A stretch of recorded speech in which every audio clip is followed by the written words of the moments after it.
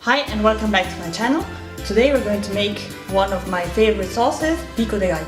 It is a very simple sauce, so all you need is 2 tomatoes, a bunch of coriander already chopped up, the juice of 1 lime, 2 chilies, technically fresh. Mine were fresh at some point, now they are basically dried, and well, they were jalapeños and they were green and now they're orange, but hey, 1 medium to small onion, salt and pepper. So with the power of technology, let's chop it up. Ta-da! Now we mix everything together. Let's try not to touch the chili, otherwise I end up not being able to touch my face anymore.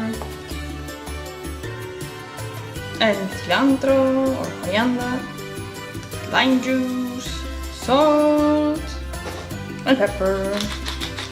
And I realized the bowl is too small, and now I mix it. And there you have the Pico de Gallo. And here's my very simple and very quick recipe for Pico de Gallo. You can use it for tacos, any type of Mexican dish if you need a sauce, or you can also use it for garnishing meat, seriously, whatever you want.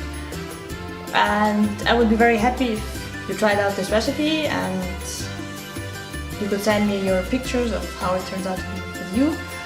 And see you again next week. Thanks again for watching. Bye!